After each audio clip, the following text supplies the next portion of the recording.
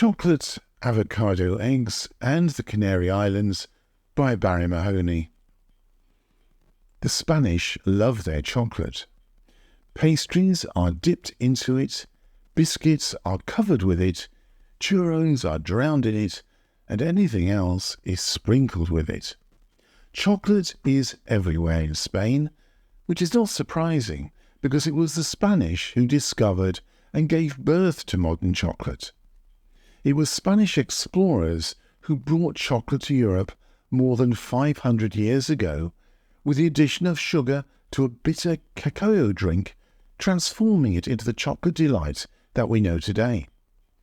Indeed, it was Christopher Columbus who may be credited for being the first European explorer to encounter chocolate. It is said that Columbus intercepted a trading ship loaded with cacao beans during one of his voyages, but thinking they were almonds, he ignored the precious load. The next step in the journey of chocolate was left to the explorer Hernán Cortés, who may be credited for being the first European to bring chocolate to Europe. Cortés was mistaken for a god and invited to a generous Aztec feast where he was given their prized spicy drink of warm chocolate. Cortés was no fool, and the capitalist that he was led him to realize its value to both himself and the Spanish crown. The knowledge of how to turn cacao beans into a delicious frothy drink was more a mystery that was jealously guarded by the Aztecs.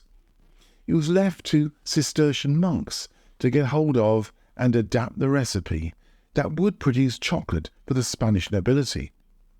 They managed to keep their secret away from the rest of Europe for more than a century after its discovery.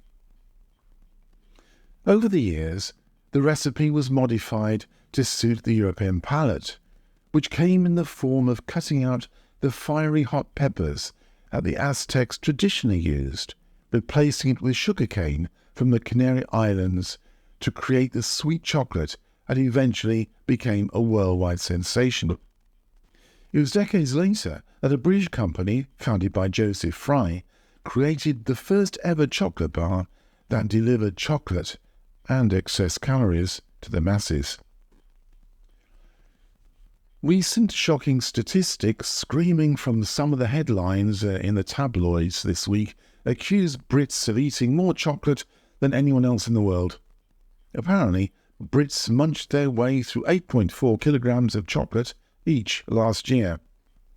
Sadly, though, it seems that since the takeover of Cadbury's by an American company, British chocolate just doesn't satisfy British taste buds anymore.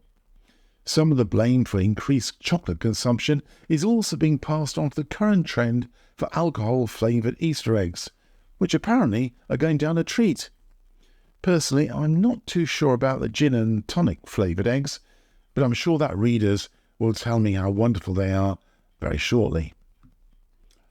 Now, despite these interesting statistics, I was surprised to see that Spain isn't heading towards the top of the chocolate list.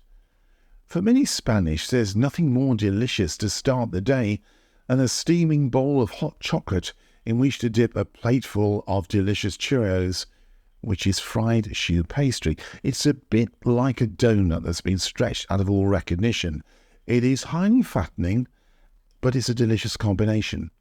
I have tried it once, but never again. Personally, I'm very keen to get my hands on one of the new vegan avocado chocolate bars that went on sale in Europe recently. The avocado used in these chocolate bars is 100% natural freeze-dried avocado, and I'm reliably informed that the delicious blend of avocado and organic dark chocolate is a chocolate lover's dream.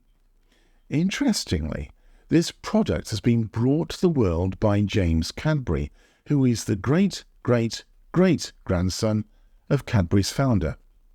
Despite this amazing news, I was very disappointed not to have received an avocado-filled chocolate Easter egg this year, but I live in hope. You have been listening to Chocolate, Avocado, Eggs and the Canary Islands by Barrie Mahoney. This article is part of the Letters from the Atlantic series. You can find out more about my books, podcasts and blogs by going to my website www.barriemahoney.com, and thank you for listening.